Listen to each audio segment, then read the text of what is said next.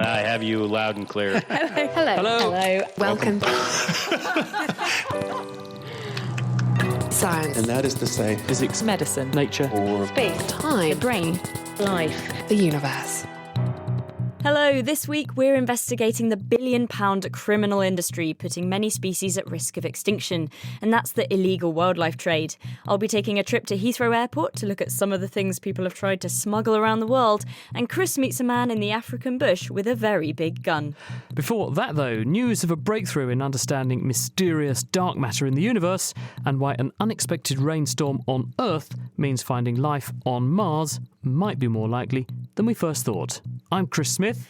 I'm Georgia Mills, and this is The Naked Scientists. The Naked Scientists podcast is powered by ukfast.co.uk.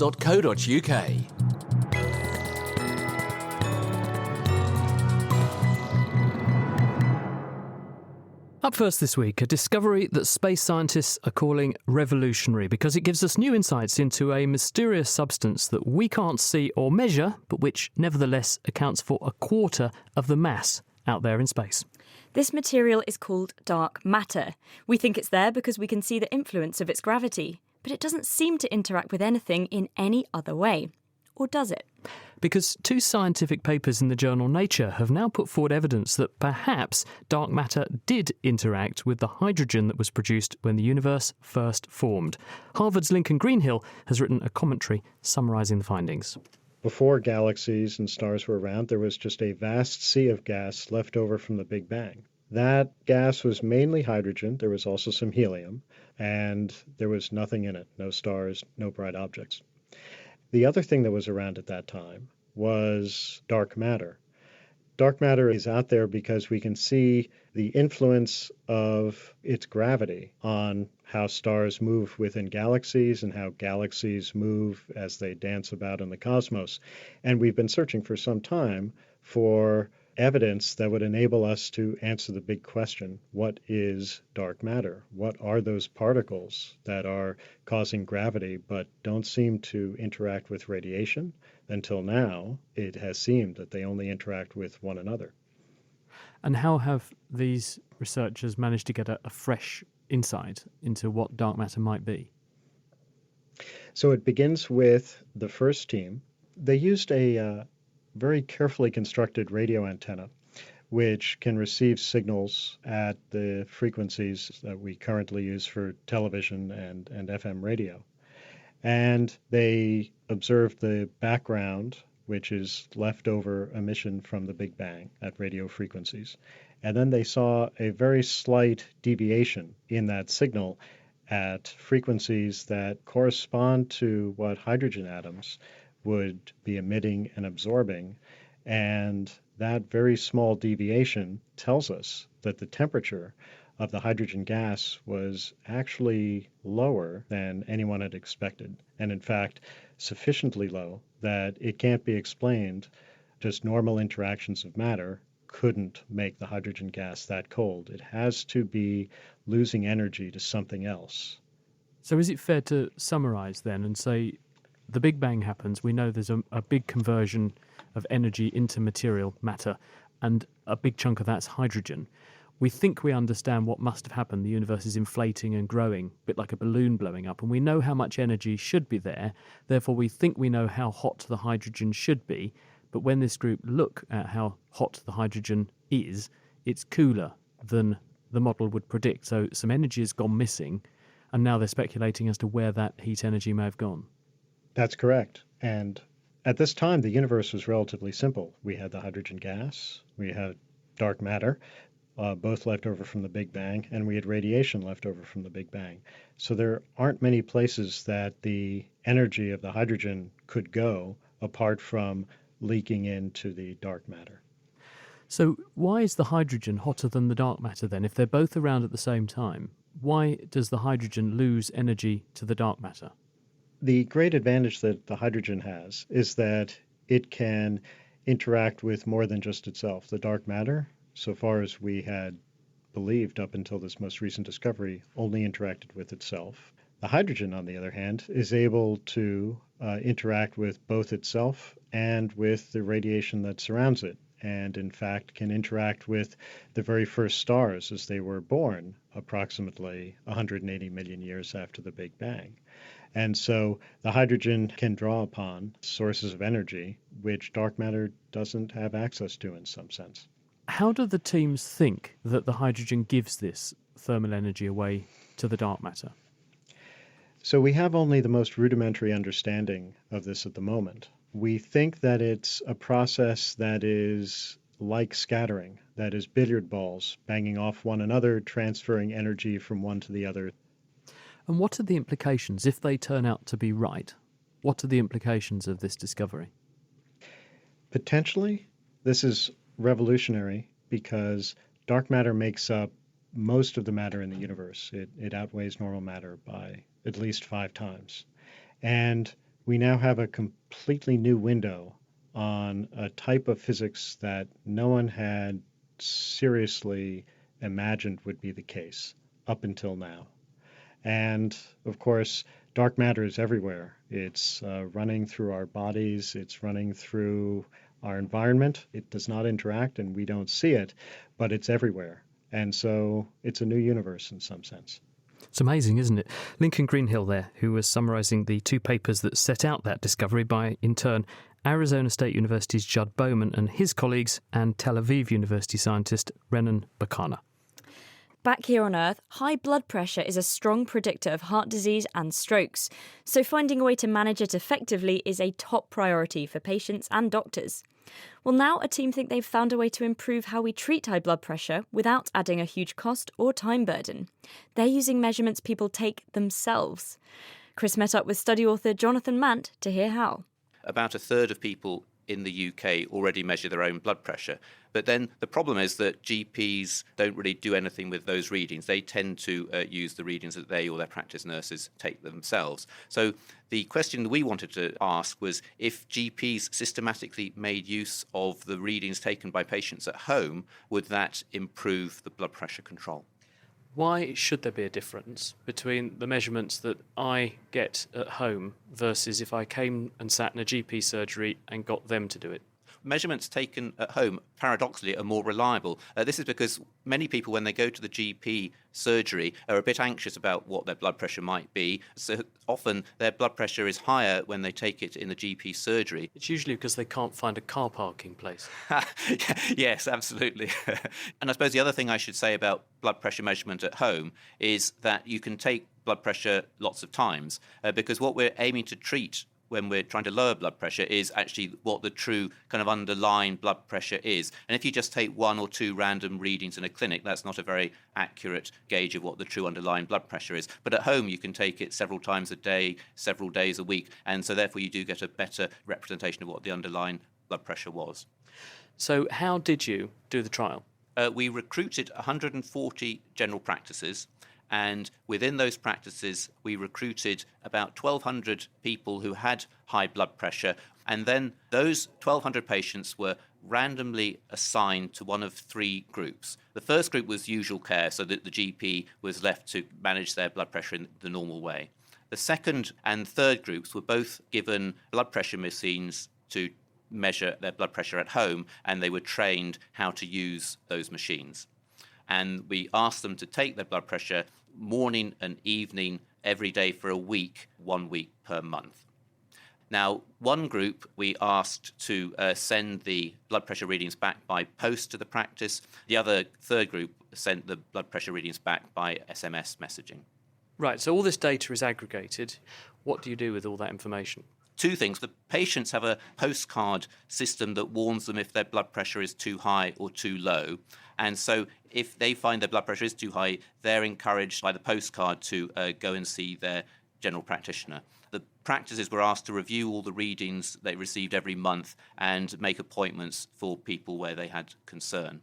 And then we asked the general practitioners to titrate the blood pressure lowering medications according to those blood pressures. So the GPs are able to react to that information coming in and adjust the patient's treatment, but they haven't actually, critically, had to take up an appointment space and had to see the patient while all those measurements were actually being made. So this potentially sounds a lot more efficient then. It's a lot more efficient, and it's part of it is giving the control to the patient rather than to the GP. and the GP doesn't actually need to measure the blood pressure at all.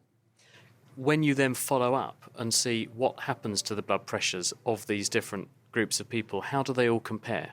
At 6 months, there was significantly lower blood pressure in the group that was self-monitoring and using text messages to get the information back to their GP. At 12 months, there was significantly lower blood pressure in both the self-monitoring groups. The differences in blood pressure, were they clinically significant? As in, I could say, well, something statistically significant, the blood pressure is a very small amount lower, but actually that's not really going to make a big difference to my heart attack or stroke risk. Is it clinically significant here? Yes, it was. We found that the blood pressure in the self-monitoring groups was lower by 4 millimetres of mercury. Now, that may not sound much, but that equates into about a 20% reduction in the risk of stroke and about a 10% reduction in the risk of heart attack. Promising work, so it sounds like it could make a real difference. That was Jonathan Mant at Cambridge University, and that work was published in the Lancet Medical Journal.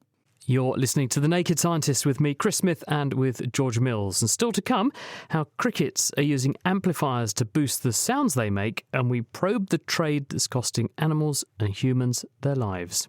But first, it's time for this.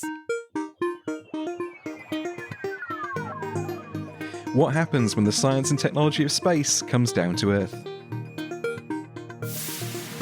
Welcome to Down to Earth from The Naked Scientists, the mini-series that explores spin-offs from space technology that are being used on Earth. I'm Dr. Stuart Higgins. This episode, how an astrophysicist working for Tokyo University's Institute of Space and Astronautical Science developed a special system for folding solar panels that's now used to make easy-to-fold maps. Keeping spacecraft powered up during missions is a challenging task. The bigger and heavier something is, the more expensive it is to launch, meaning giant batteries are out of the question. Solar panels are a favourite for use in space because they offer a relatively good power-to-weight ratio, but they also require a large area to operate. To save space during the launch, solar panels are often folded away inside the spacecraft, slowly unfolding up in orbit. Getting the unfurling right can be one of the more nerve-wracking parts of the mission, because if the panel gets stuck, the spacecraft's batteries will soon run out of power, and it's mission over. In the 1970s and 80s, astrophysicist Koryo Miura was working on how to fold solar panels and other structures for space. He mathematically determined an optimal folding method that critically allowed the solar panel to be unfolded with a single pulling movement. This meant that not only did the folding offer the benefit of saving space, it also minimised the number of motors needed to unfold the solar panel.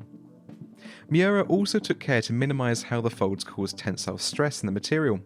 If you fold a piece of paper in half and then half again, the outside fold has to bend around multiple thicknesses of paper, applying greater strain. In his calculations, he tried to minimise the risk of the fold tearing. As well as being useful for deploying solar panels in space, the Miura fold has also been used to make subway maps that can be easily unfolded, presumably by confused tourists struggling to find their way. And the usefulness of the Miura fold doesn't end there. Researchers at Cornell University are excited about how different kinds of Murafold can be used to create metamaterials. A metamaterial is where a small repeating pattern gives a material new or unusual properties. So in the case of the Murafold, the repeated parallelogram style folds turn a floppy sheet of paper into something with greater structural strength. The researchers are interested in what would happen if they could apply the same folding patterns, but on a much smaller scale to materials such as graphene to see how their properties would change. As for space applications, research into origami-related structures is continuing, with an even more elaborate folding method being developed that allows solar panels to be deployed in a circle using the rotational force of the spacecraft alone. So that's how solving the problem of folding solar panels for spacecraft led to easy-to-unfold maps and has helped inspire research into new ways of working with materials. That was Down to Earth from The Naked Scientists. My name is Dr. Stuart Higgins, and you can find more episodes online at nakedscientist.com/down-to-earth.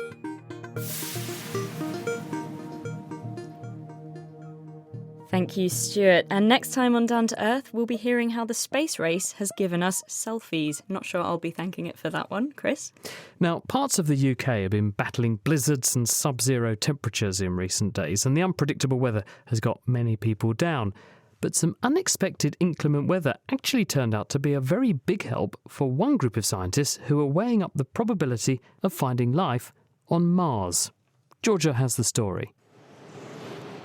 Life exists almost everywhere on our planet, but there are a few places so extreme it's thought nothing can survive. And one of these places is the Atacama Desert in South America, which has the dubious honour of being the driest, warm desert on our planet. That is Dirk Scholes-McCoe, and his line of work takes him to the most extreme environments on Earth. That's very intriguing because there's no trees, there's no plants. So if you're there, it feels kind of very different. You know, where you and I come from, we see all the time plants and animals, and so life is everywhere around. And there it is not. You just have rocks and mountains, and once in a while you feel the wind on your skin, and that's it. Dirk and his team had a big trip planned to go and get samples from one of the driest places on Earth. It goes decades without a single drop of rainfall. And then, just before they arrived, yep, it rained. Yeah, and we thought, shoot, we prepared months for it, for sampling the driest spot on Earth, basically, and then it rains there before. First we thought it was bad luck, but it turned out to be good luck. With that, we saw the activity of the microbes. And in the 2 later years when we sampled, it much went down. So the organisms, the microorganisms, became dormant again. Previously, the small bits of life discovered in the Atacama were thought to have ridden in on the winds, only to end up dying there. But when the rains came, this dry desert came to life, suggesting that certain things can survive there after all. Mostly bacteria, but we found also viruses, fungi, and archaea. So quite a bit, but most of it was bacteria, especially in the most driest area. You've gone along to one of the driest places on Earth where we previously didn't think things could survive there. What you found suggests they can. So what does this mean? What implications does this have? Well, it has direct implications also to Mars, because Mars had oceans on its surface early on, about 4 billion years ago, and got drier and drier with time. And so Mars has still its moisture events, though. You have sometimes fog, you have near-surface groundwater, you even have an occasional nightly snowfall or microburst there. So there's ways how you get moisture on Mars as well. And now the question is, Mars is still a tick harder. Can life still handle that? Of course, in the Atacama, they're just barely hanging in. So can they handle a notch more? We don't know. But looking at the creativity and innovation of evolution, I'm slightly optimistic that this is the case. So you think there's more hope then that we might actually find something that's either dormant or living on Mars? Yeah, I'm pretty confident. You know, once you had a biosphere on a planet, and I think Mars had one, it would be very difficult to wipe it all out. It's like infestations. You have a difficult time to get rid of it. Life just wants to hang on.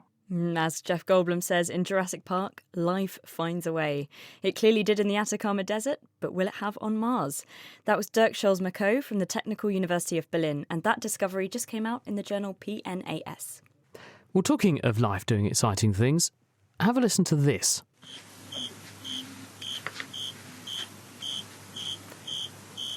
Now, keep the volume of what you just heard in mind and compare it with this.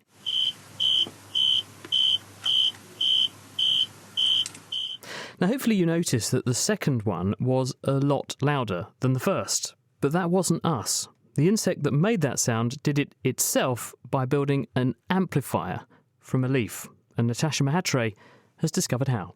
So these creatures are called tree crickets. They're about 1 centimeter in length. They're really beautiful. I mean, most of us see crickets from the pet store, which look kind of brown and a bit cockroach-like. Tree crickets are really pretty. They have translucent wings. They have long antennae. They're small green things. And there's tree cricket species more or less all over the world. The ones that we're working on come from India. All tree crickets do this really amazing thing, which is that they sing to attract mates. They put up their wings, which are resonant, rub them together, set them into vibration, and produce really beautiful tonal sounds. That's what you can hear most summer nights. These sounds are heard by the females, who can use them to identify males of their own species from other males and find the males. These tree crickets also do this amazing other thing, which is that they make an aid that helps them be louder than they would be on their own. Really? What do they do? They make a thing called a baffle. A baffle is, for a tree cricket, very simply, a hole cut in a leaf that they sing from. So they place their wings directly against this hole and sing from inside it, and this makes them louder.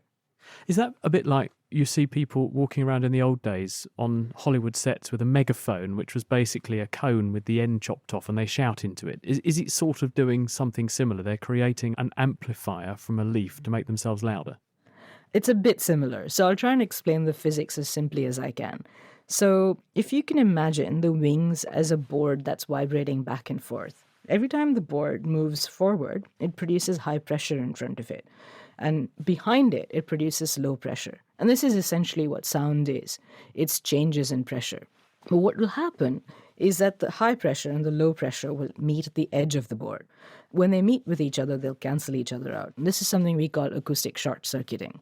Now, the smaller the board is, the more of the sound that's produced is short-circuited. If you can somehow prevent these two, high pressure and the low pressure, from meeting each other, then you can prevent acoustic short-circuiting. And that's essentially what's happening when a cricket puts itself in the hole in a leaf. What happens is that the front face of the wing is effectively acoustically separated from the back face of the wing, and they end up being louder. And how does the cricket find the leaf and the hole in the first place? There's a big secret in that. So one of the things that we did was to see whether there are different baffle designs. And it turned out, if you model this, you find that some baffles perform a lot better than others. And the baffle that performs the best is made with the largest leaf, with a hole that's exactly the size as the wings, and placed dead center in the leaf. Right, so next question then. Given that that's the optimal solution, what proportion of the crickets actually opt for that? It depends on the situation, but when we did an experiment in which we gave 19 crickets the choice between a small leaf, which wouldn't make such a good baffle, and a large leaf, which would make a great baffle, 15 crickets made a baffle, and every single one of them made a baffle in the large leaf. They made a baffle in the large leaf with the optimally sized hole, and they got pretty close to the center. So all of the crickets seemed to know how to make an optimal baffle. Now, given that crickets sing at night, they're therefore able to work out the size of a leaf, discriminate between leaves that are bigger and smaller, and then having worked out the size of the leaf and made a choice, they're then working out where the middle is. How on earth are they doing that? Yeah, they are doing that. We have no idea. There may be different ways in which they're doing this. One is to walk along the edge of the leaf. The other is to use these really beautiful long antennae that they have to touch the edges of the leaf to see if the edges are further away on one leaf than another one, and, sort of using them to center themselves in the middle of the leaf. But to be honest, the answer is we don't know how they're doing it yet. How much louder is the baffled cricket compared with a non-baffled cricket? In other words, what sort of advantage, a sonic advantage, do they gain through doing this? A cricket that's in an optimal baffle will be 4 times as loud as a cricket that's on its own. This completely changes our view of insects, doesn't it? Because we mostly think of insects as sort of dumb automatons. But here you've got very simple organisms. They're making a sequence of decisions informed by their own measurements in order to achieve an outcome. And that's really quite striking. Absolutely. It has been a long-held view that invertebrates are stereotyped. And vertebrates, mammals, birds, etc., are extremely clever. And we've been having to change this view. I mean, I think one of the first things that really jolted this was when they found that octopuses can make tools. They were making all sorts of tools. Now, if you think about it a little bit, an octopus is a mollusk. It's the same as a snail. So really, we can't hold on to this idea anymore that invertebrates are simpler animals. They're just different from us. And we're absolutely going to have to look very closely at how insects behave in order to be able to appreciate what's going on that's not immediately apparent on the surface.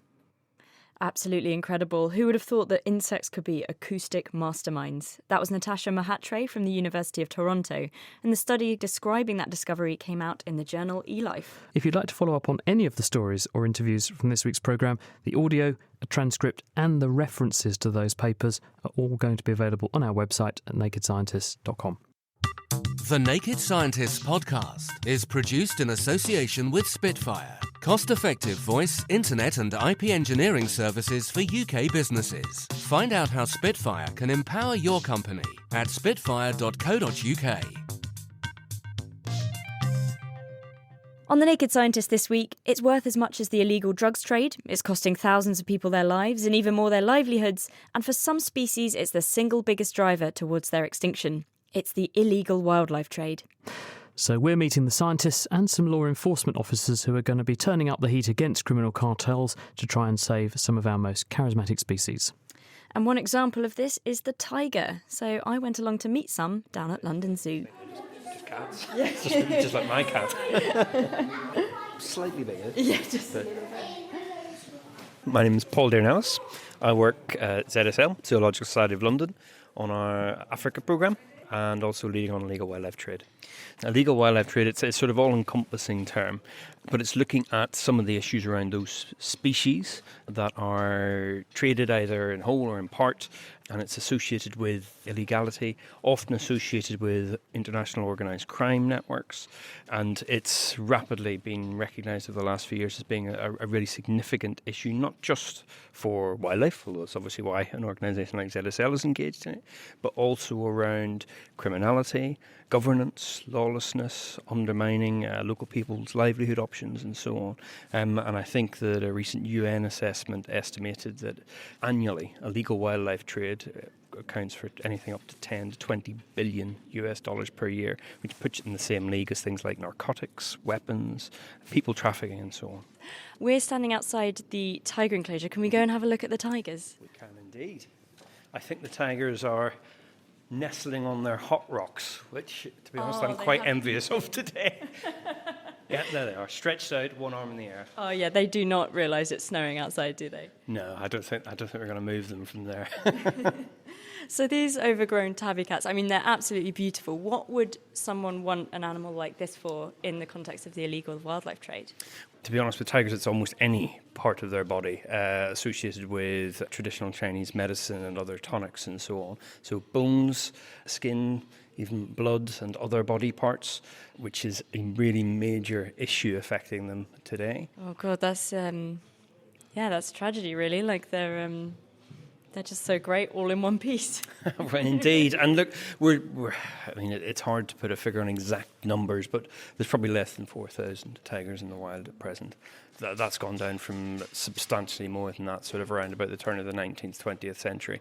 So it really is imperative that we take action against the trade that's affecting these species, otherwise we're going to lose them forever.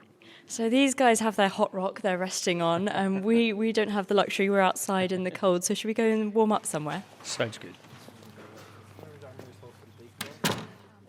You mentioned earlier this is a massive industry. This isn't someone just nicking eggs off a beach and eating them. This is like a huge thing. So who are the key players involved here on each step of the process?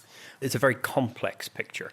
It does actually go all the way from people from rural communities who may be willingly or not implicated in IWT. They may be poaching something, then selling it to middlemen, who then may pass it on to people further up, a sort of criminal network. It depends really on the product, but if you're looking at, for example, something like ivory, you will see middlemen sourcing them from a number of different locations before they then pass out via either airports or international ports and then moving around the world. It's actually incredibly flexible and making use of the sort of criminal networks that ship and trade all sorts of other products as well. Now with us is a little, looks like an anteater. It's very furry and it's very sweet. I'm stroking it now. Not a real animal. It's a fluffy, cuddly one, I should point out, but what is this and why am I cuddling this toy? I can certainly answer the first part of the question, or try to. So this is a pangolin. Species-wise, it looks to me like a giant pangolin from Africa. You can identify the cuddly toy? I'm being cautious and no one else can see it, so I'm probably on safe ground. Apart from looking like a little dinosaur and generally being a pretty cool animal, it has the dubious distinction of being the most heavily trafficked wild mammal in the world at present. For some species, we talk about body parts representing 2 lions or 50 or 100 elephants. For pangolins, they're traded in tons. And primarily, that's for consumption in East and Southeast Asia, whether that's for food or medicinal products. How do you move something of that scale? So for pangolins, what we're seeing is where the scales are often stripped off, put into big bags, and then shipped almost like any other good. And we come back to this idea of illegal wildlife trade or wildlife crime as being another crime.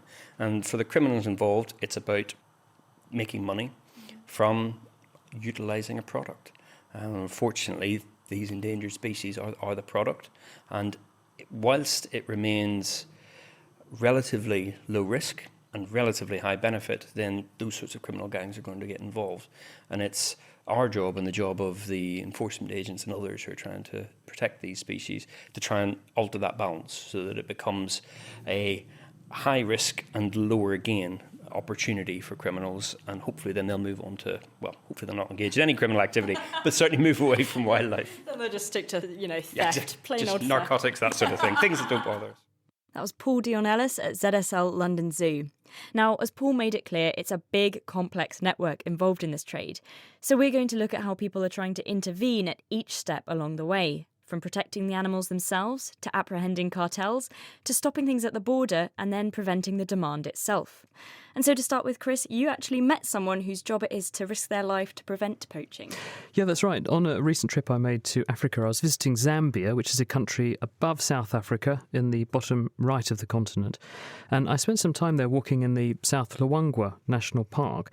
Now, that's one of the richest and most pristine game reserves in the country. And the Zambian economy actually relies very heavily on tourists coming in to see their animals. And they have found that one very effective way to protect their game, which is also frequently of interest to poachers, of course, is to make it the law that a wildlife protection officer who's a specialised and critically armed member of the country's police force accompanies all of the safari groups and walkers. And that has the great virtue that it means there's a very visible armed police presence wherever the game is. My name is Andrew Sakala, and I'm a Zambia Wildlife Police Officer in the South Luangwa National Park. So what does that actually mean you do? Actually, we are divided into two categories. Right now, some are out in the field conducting anti-poaching patrols to stop poachers from hunting our game.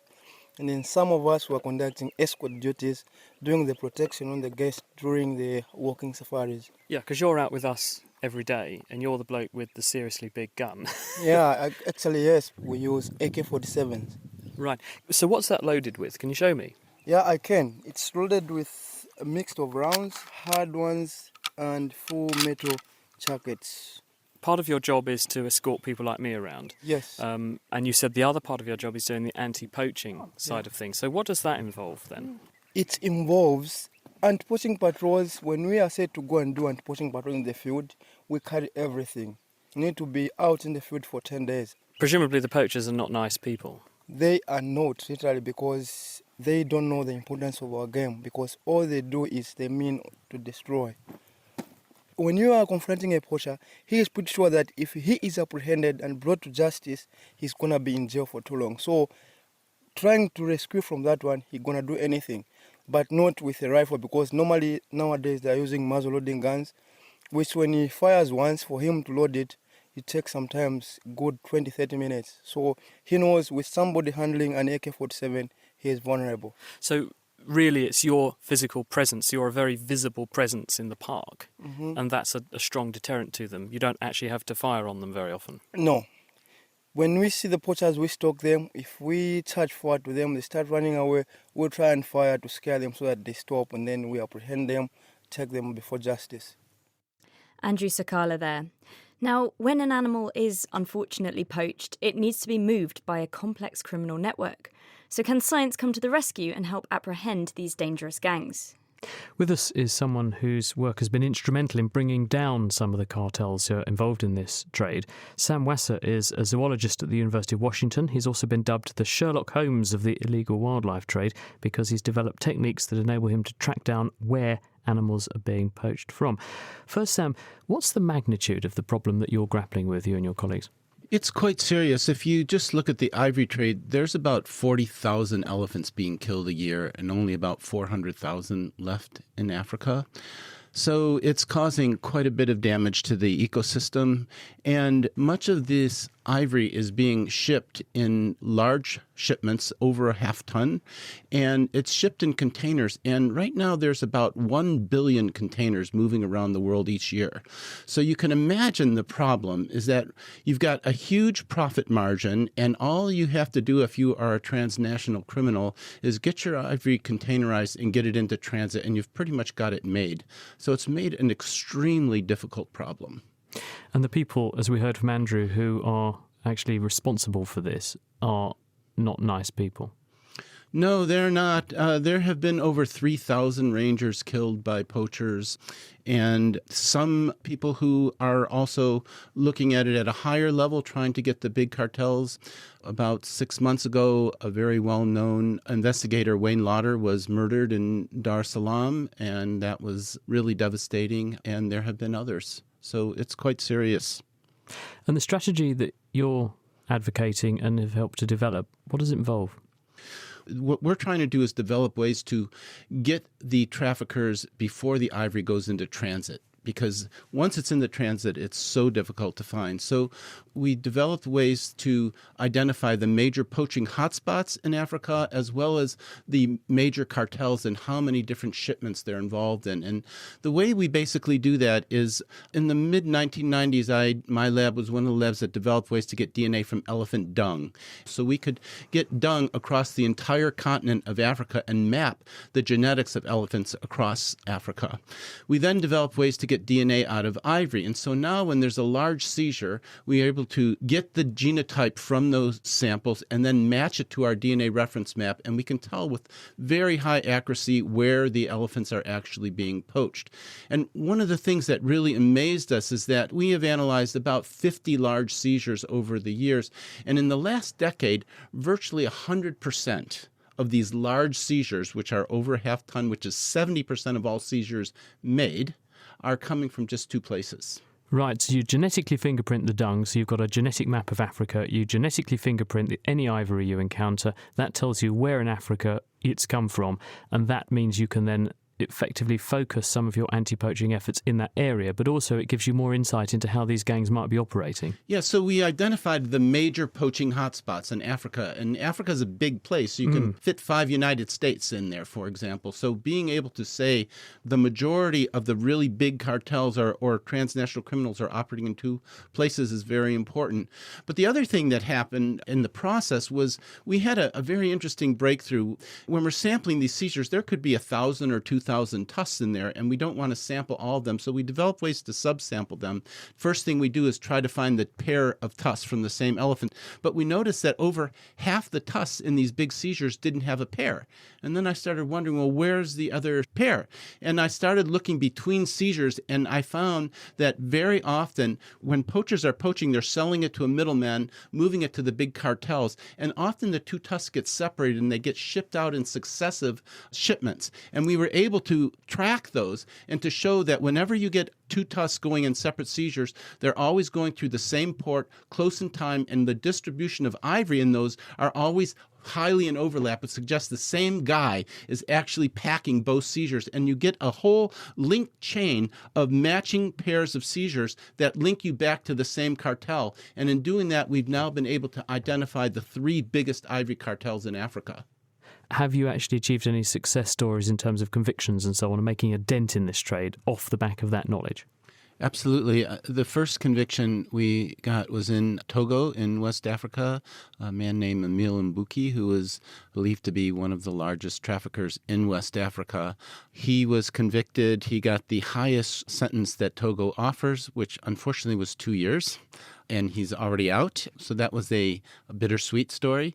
Most recently, the biggest trafficker that we helped bring down, of course, a lot of people were involved in this, was Faisal Mohammed Ali, who was convicted for 20 years in Mombasa. We connected him to 13 different large ivory seizures, and that was pretty remarkable. We have another person in custody now in Entebbe, Uganda. He has been linked to 3 other major seizures and also to an incident where Uganda helicopters were flying over the Democratic Republic of Congo. And actually, the helicopters killed 22 elephants. And we have since linked the ivory from that incident to one of those seizures that individual's in custody for. But he keeps postponing his trial somehow, or someone does. And the other thing that is really kind of alarming is there have been a number of cases now where some seizures that we have identified that are incredibly connected to many other seizures. Two of them in particular, one never went to court. The other one was found not guilty, which was just I can't even say how shocked I was that happened. So, yeah. You ever been threatened? Do you worry? Sometimes, but not really that much. I have been threatened, but, I'm passionate about what I do, and I don't really think about it, to be honest. Sam, thank you very much. You can see why they call him the Sherlock Holmes of the illegal wildlife trade, can't you? Sam Wasser there from the University of Washington. Good luck as you go forward in your mission. Now, what Sam mentioned is that the problem is hugely linked with how easy it is to transport goods between our countries, be it by sea, land or air. So when you're trading goods between countries, this is under the control of an organisation known as CITES, because not all of it is illegal, but there are strict rules on what you can and can't move between countries. So how do you catch what's allowed and what isn't? To find out, I went to Heathrow Airport in London, where I visited Grant Miller from Border Force and head of the National CITES Enforcement Team. We took a look in the so-called Dead Shed, which is a room full of all the illegal products people have been apprehended with at Heathrow. And this may be upsetting to some of our listeners. Some dead stuff. Oh my goodness. You've got your timbers there, elephant products, skulls, taxidermy, your reptile skins, snakes, medicinals, so from your traditional Chinese medicine medicinals through to the new age health supplements that we now get. And then a growing trend for us is the retro coats, so all the fur coats, etc., that used to come up. Is that a polar bear there and a tiger? It is a polar bear that came in from Norway about 18 months ago. And then we have a piece of Indian red sandalwood. 2 tons of this was smuggled through Heathrow Airport, wrapped up 2 tons, sorry, yeah, through an airport. Through an airport, in our freight facilities, wrapped in carpets. That was the smuggle. Moving through to ivory.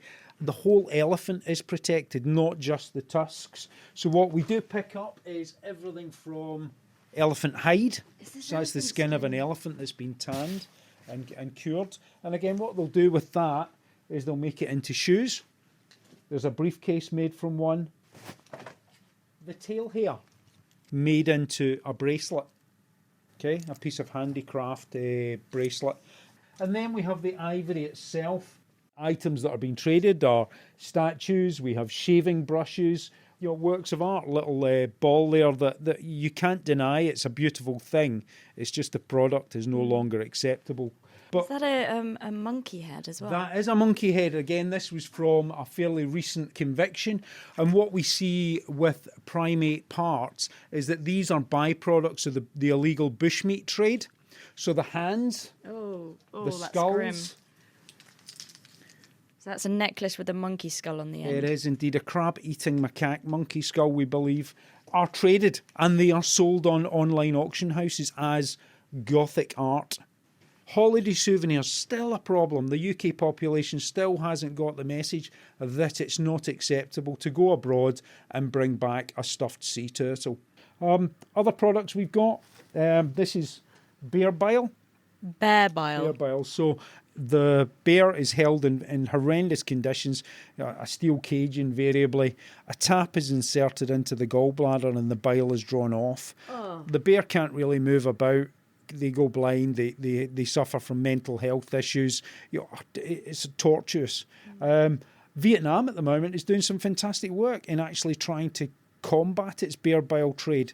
Again, a lot of the states, provinces in Vietnam are incredibly proud now that they can say we are bear bile farm free. So a long way still to go. There's a lot more work to be done, but there is progress. I mean, looking at this, what I'm quite blown away by, it's quite a horrific stash, but there's the things you always associate with the wildlife trade. There's the ivory horns and enormous bear skins, but then there's a lot of stuff here that I wouldn't look twice at. So I guess it just shows how easy it would be to be complicit in this kind of thing if you're not aware of what you might be buying and moving. Absolutely. A tiger skin you would hope most people would be aware of. There are 33,000 species listed on CITES which are requiring our protection. Largest percentage of those are plant-based. The best advice for your listeners is, if you're not sure, ask the question before you buy it. If you move it over an international border and you don't have the correct paperwork, you are committing an offence. Now, in the United Kingdom, on conviction, that could lead to a sentence of up to 7 years and an unlimited fine. The largest sentence we've had historically is 6.5 years. So, the potential for prosecution for yourself to find yourself in real difficulty is there. My team, we make about 1,200 wildlife seizures annually.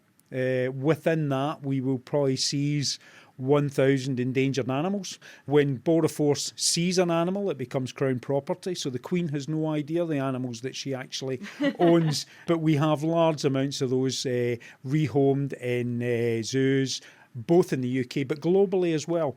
So how do Grant and his team catch the illegal stuff coming through? Apart from studying who is flying in from where and targeting flights from countries with species of interest, a big part of it is looking out for something that just doesn't seem quite right. What we have here stuffed here is a dwarf Nile crocodile, one of the most endangered crocs in the world. Now, we had 6 of these that were smuggled in through Heathrow Airport in transit to Korea. They came out of Benin and they declared them as Mississippi alligators, so the common ones you would see in Florida and Louisiana, etc. That made us immediately suspicious because the last time we looked in Benin in Africa, there wasn't a population of these. So we had these 6 and we went out with our colleagues from the City of London Corporation and identified immediately that these were actually Nile crocodiles. Within 24 hours, we had lost 2 of these crocodiles. They died. And they came in live? Came in live, yeah, absolutely. And what we found was that they had left the fishing hooks in the crocodiles. So these were well-taken crocs, bit of chicken in the end of your rope, throw your hook in, took it, and all they had done was cut the rope off. So again, working with expert vets in the UK, we were able to save the other 4. So that's a rhino horn. It was smuggled in a plaster cast that was painted as a Spanish lady. If you look in the back there, the little red and blue, that's part of the cast that this was encompassed in. Oh, so they hid it inside a model? They did, in a model. It was in freight, that's where we picked it up. And the first question our officers questioned was, why would you want to ship that plaster cast around the world? Because it's like a child's statue, badly painted, not very good. So we x-rayed it, and then clearly the rhino horn showed up within it. We broke it open and we found it. Now, as well as our targeting, we also have a couple of friends that help us. We have 2 wildlife detector dogs within the UK who have the ability to go out on a daily basis and detect wildlife products. Dogs have been really successful. They can pick up on ivory, rhino horn, furs, feathers, live tortoises, reptiles. We're training them on corals at the moment, and they're deployed fairly effectively within the UK on a daily basis. That was Grant Miller from Border Force at Heathrow Airport there. And if you want to hear more from Grant and how they apprehend things at the Dead Shed, there's a longer interview going out on our specials feed. That's nakedscientist.com/specials. It's amazing stuff. Now, none of this would be happening if there wasn't already a huge demand for these products. So how can we try and stop that? Well, with us to speculate is Sabri Zain. He's the Director of Policy at the Wildlife Trade Monitoring Organisation called Traffic. So why does this demand exist, Sabri, in the first place? Demand for ivory and rhino horn and other products, I mean, they've existed for years for a variety of uses, whether it's traditional use or ornamental. The challenge now, I think, is far more complex issue right now. Markets are changing. A lot of these countries now have booming economies. With rhino horn, for example, it's not just traditional medicine now. It's also used as a hangover cure, or it's used for corporate gifting. So there are a lot of psychological reasons behind the demand, and our approach to reducing this demand has to be a lot more sophisticated. What do you do to try and change the behaviour of the men, women and children on the street? This goes beyond awareness raising through posters and TV spots because, as I said before, you're looking not just at traditional use here, you're looking at people's lifestyles, people's attitudes and motivations. So to address that problem, we really need to understand the consumer down to, the psychological traits such as what are the motivations, beliefs, attitudes of this consumer towards this product, and what can we do to change that behavior. The person may be buying an ivory tusk as a corporate gift. So we've been working with Chinese auction houses, for example, who are offering animal-themed figures in amber, in jade, which will make a splendid corporate gift. So you don't need to kill an elephant to get the status that you seek. All right, so once you understand why these products are being used, it becomes much easier to then try and change behaviour. And where does this message need to come from? We've done a lot of studies which shows that the last person this message should come from is a conservation NGO such as mine, because a lot of these consumers will say, oh, you're a conservation NGO. Of course you'll say that. I'm not going to believe you. So we really have to make sure that we get the right messengers. Celebrities work with a wide audience, but what we've found is that, for example, a lot of the corporate gifting, a lot of the career advancement motivations of these people, we need to use business leaders who these people look on as models, saying, no, this kind of behavior is not acceptable. And they will model themselves to that. What's the level of commitment at the top level, government level, to actually do this kind of thing? Are countries motivated to help in this mission, or actually don't they care? I think people now recognize that, if you don't address the demand that is driving this trade, wildlife traders will find whatever way they can to circumvent the law. And I think there's a growing recognition of that. The UN General Assembly resolution on wildlife trafficking that was adopted in 2015 highlighted demand reduction as an important issue. And CITES had its first ever resolution on demand reduction as well. There's a major conference being held in London in October this year. Heads of state are going to be there. This high-level commitment is very important to making sure that action on the ground happens. Do these organisations actually have teeth? Can they do something? CITES certainly has teeth. Not only is it a legally binding treaty, but countries that do not comply with CITES provisions face trade sanctions in CITES-listed species. So, for example, last year, Thailand was under threat of a CITES sanction if they did not address their illegal ivory problems. And a CITES trade sanction for Thailand would result in billions in losses, for example, their orchid trade. So, CITES does have teeth, but I think CITES also can provide the support, the expertise, the knowledge to help these countries address these problems.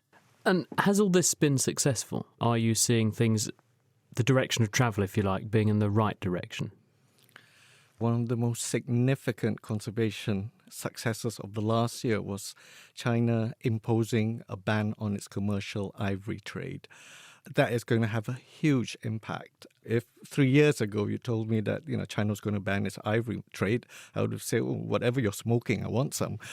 So, that's not the end of the story. It's going to have a huge impact, but it can also move the market elsewhere. So countries really need to follow suit so as not to undermine the successes that we found in China. And just bringing you back in, Sam Wasser, you've been listening to that. Does this give you cause to be enthused that you think things are going in the right direction? I think we're still in a pretty scary place myself. I think that a lot of countries are not doing all that they can in the situation. I think that sometimes things are not what they seem, and I'll just give you an example with China.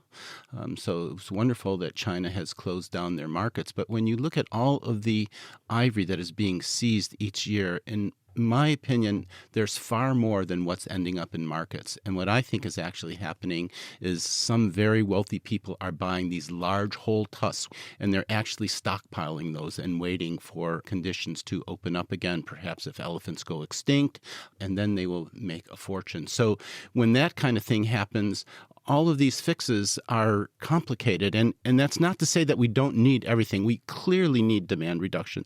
Demand reduction is the way that we keep those individuals that are stockpiling from being able to profit from it. But until that happens, it's very, very complicated.